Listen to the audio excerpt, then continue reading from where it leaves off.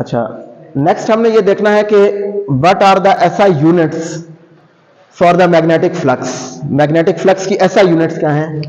सो देखें यहां पे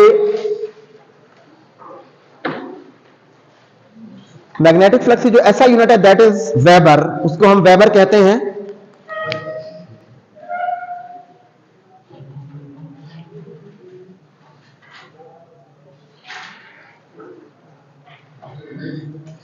ऑफ मैग्नेटिक फ्लक्स।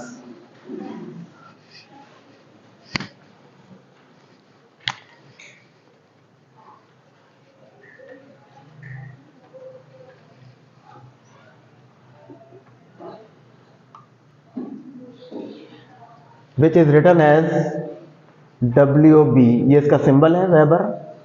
कंप्लीट लिखेंगे तो आपने W स्मॉल लिखना है, सिंबल में लिखेंगे तो W will be capital.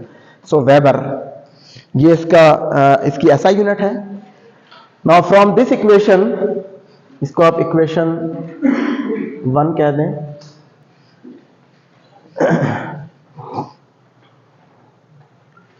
From equation 1 we can write phi b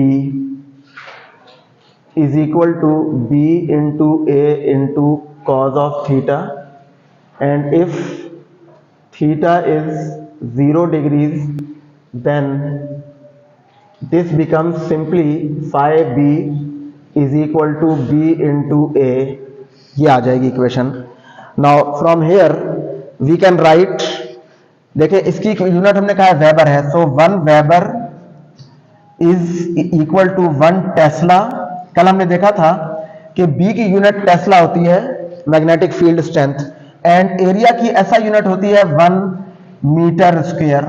so we can write weber is tesla into metre square. Weber किसके बराबर होता है? Tesla into metre square, T into m square, that is the equivalent units for Weber। so यहां पे ऐसा unit इसकी weber है, और वेबर को हम लिखते हैं as tesla into metre square from this equation, tesla into metre square. The flux through a surface is said to be 1 weber. ठीक है, किसी सरफेस में से 1 वेबर फ्लक्स पास होगा अगर हम उसको एक ऐसे मैग्नेटिक फील्ड में रखें जिसकी स्ट्रेंथ 1 टेस्ला हो और एरिया कितना हो 1 स्क्वायर मीटर, और वो उस मैग्नेटिक फील्ड के पैरेलल हो, area vector magnetic field vector के पैरेलल हो।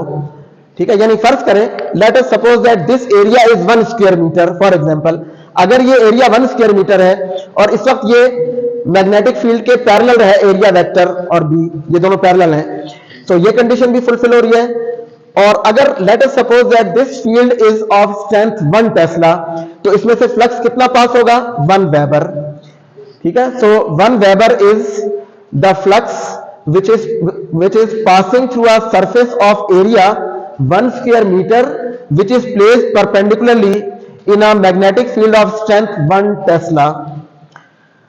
ठीक है, अच्छा, और यहां से कल हमने देखा था कि बी की यूनिट टेस्ला होती है। तो देखिए ये तो इक्वेशन है, इक्वेशन 2 इसको कह दें आप। From equation 2 we can write B is equal to, देखिए ये एरिया यहां के डिवाइड हो जाएगा, that is magnetic flux over area. तो देखिए मैग्नेटिक फील्ड स्ट्रेंथ B को हम लिख सकते हैं as flux per unit area. This is known as magnetic flux density. ठीक है,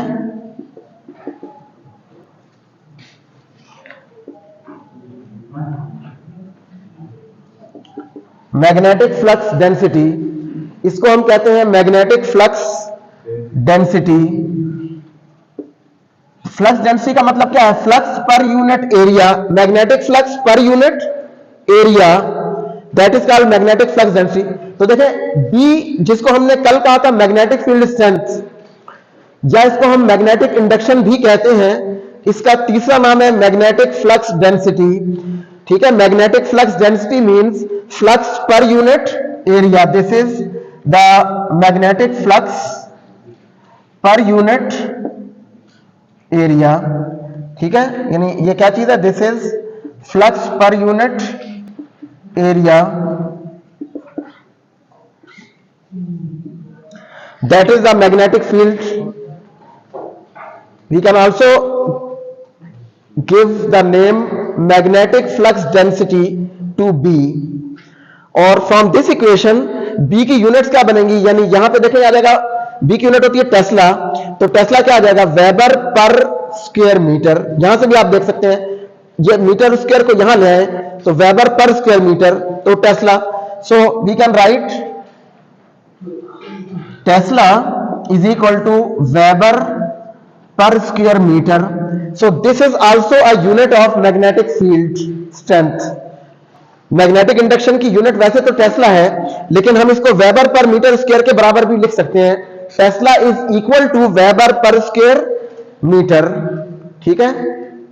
सो ये टेस्ला की इक्विवेलेंट यूनिट है वेबर पर स्क्वायर मीटर। अच्छा, कल हमने ये देखा था कि टेस्ला क्या होता है, टेस्ला इज, ये कल हम देखा था, as we know that tesla is newton per ampere per metre, ये हम कल देख चुके हैं, टेस्ला इसके बराबर होता है। So from this equation 3, equation 3 में अगर हम ये वाली वैल्यू पुट करें, ठीक है, put this value in equation 3 यहां पे, तो देखिए यहां से हम फिर लिख सकते हैं कि ये इक्वेशन 3 है, weber is equal to, equation 3 है, वेबर किसके बराबर है, देखें टेस्ला इंटू मीटर इसके, और टेस्ला इसके बराबर है। तो टेस्ला की जगह हम क्या लिख सकते हैं, newton over ampere into metre into ये वाला मीटर स्क्वायर अपनी जगह एज इट इज। तो इसका मतलब ये है कि देखिए 1 मीटर इससे कैंसिल हो जाएगा, बाकी हमारे पास रह जाएगा newton metre per ampere. So this is the equivalent of weber. Weber को हम क्या लिख सकते हैं, न्यूटन मीटर पर एम्पेयर, ठीक है। ये हमने कैसे लिखा है न्यूटन मीटर पर एम्पेयर, ये जो वेबर की इक्वेशन है टेस्ला इंटू मीटर स्क्वायर, इसमें टेस्ला की जगह वो वैल्यू पुट कर दें जो टेस्ला की इक्विवेलेंट यूनिट है, जो हमने कल देखी थी, Newton per ampere per metre. यहां टेस्ला की जगह पुट करें तो Newton per ampere per metre, ये टेस्ला का इक्विवेलेंट इनटू मीटर स्क्वायर, तो ये स्क्वायर इससे कैंसिल हो जाएगा, we are left with newton metre per ampere. So weber को हम न्यूटन मीटर पर एम्पेयर भी लिख सकते हैं, वेबर ही को हम टेस्ला इनटू मीटर स्क्वायर भी लिख सकते हैं। So remember, weber is a unit of magnetic flux and weber per square metre is the unit of magnetic flux density, which is also known as the magnetic induction or strength of magnetic field. So यानी यहां पे हम magnetic field strength को magnetic flux density भी कहते हैं। उसका मतलब क्या है, flux per unit area, flux per unit area, ठीक है। और इनकी जो यूनिट्स है इसको हम आपस में चेंज कर सकते हैं।